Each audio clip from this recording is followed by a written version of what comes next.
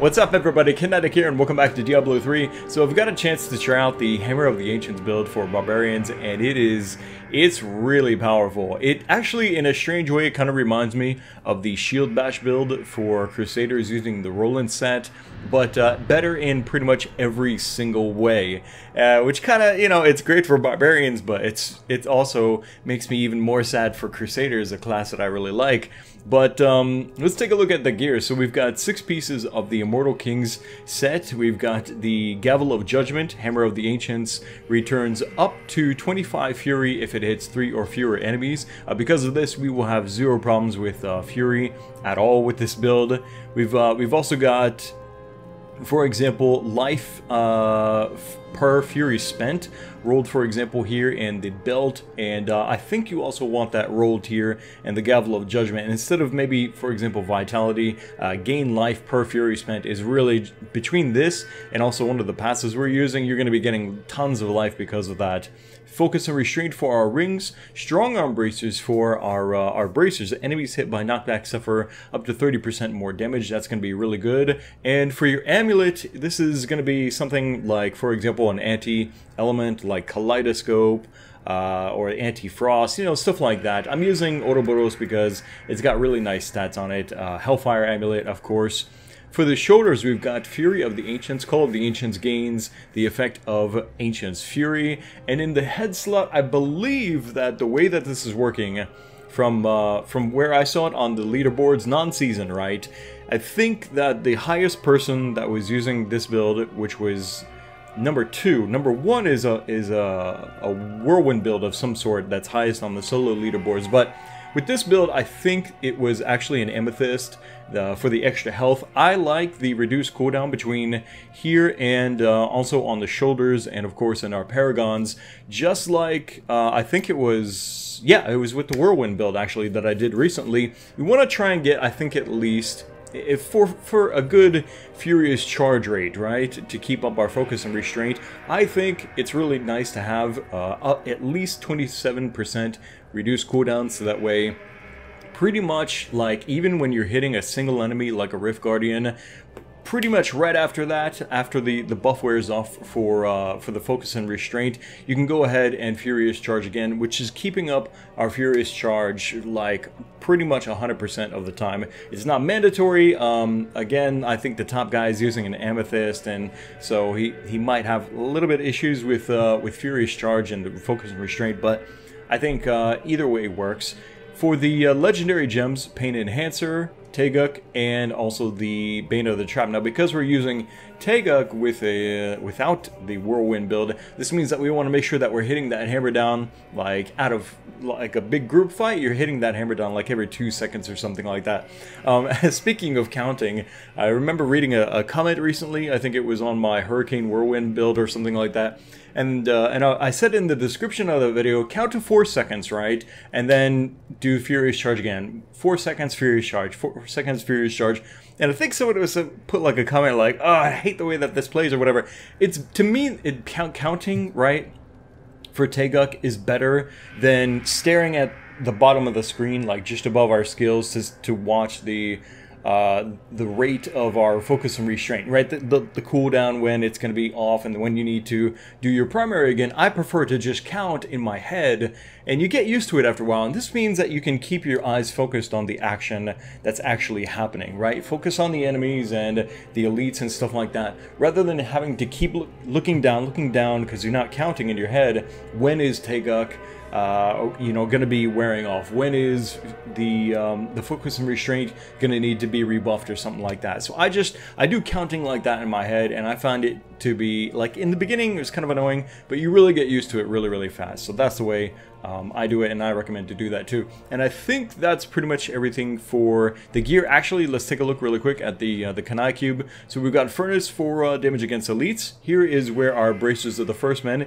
is going to be. It's recommended that you do that here because you'll get the maxed 200% increased damage by having it in the Kanai Cube compared to having it physically, unless you have, of course, 200, magically rolled. I think the best that I've got is 192, which isn't bad, but still, it's good to put that here, probably than actually physically having it on. And we're actually going to go ahead and use Unity in our jewelry slot, and of course for a follower that means he's going to be using Unity as well. So for the skills, this is pretty much as far as the active skills goes, I've seen very little variation for this build. You are going to be using Furious Charge with Merciless Assault. This means that up to like 10%, or excuse me, 10-second reduction on your next Furious Charge for hitting enemies with that rune. Hammer of the Ancients with Smash. This is a fire element, meaning that we're going to want fire, of course, on our bracers. You might have noticed that before. Battle Rage with Bloodshed. This is really common with a lot of Barbarian builds.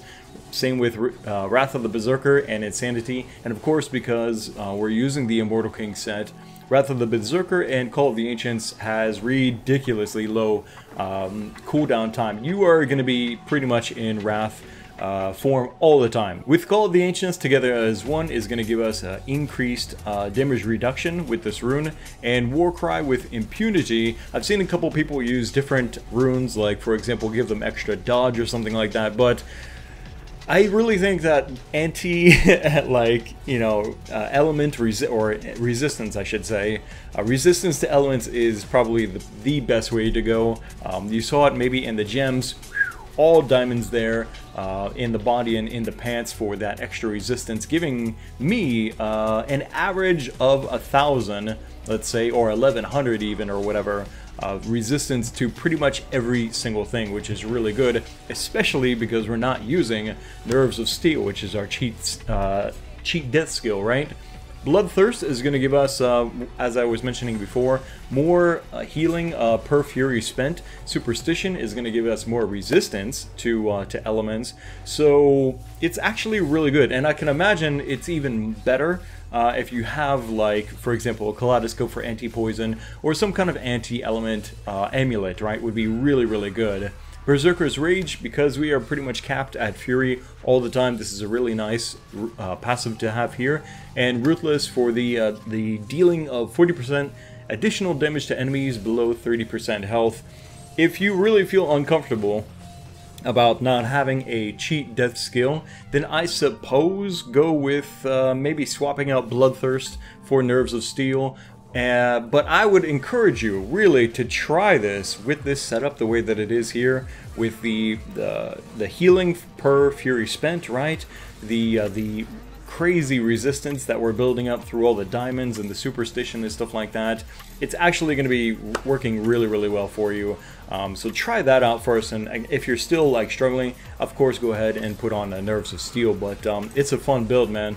This is a great alternative to whirlwinds. There's another thing, like if you're sick of whirlwinding, right, all the time, then try out the Hammer of the Ancients build. It is tons of fun and hits like a train, man.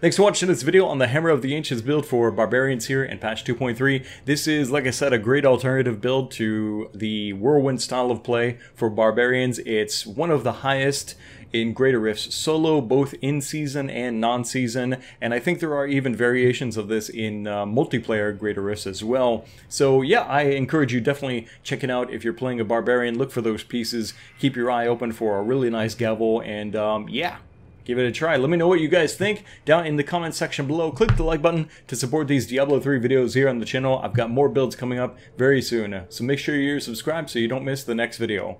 Thanks again for watching. My name is Kinetic, and I'll see you next time.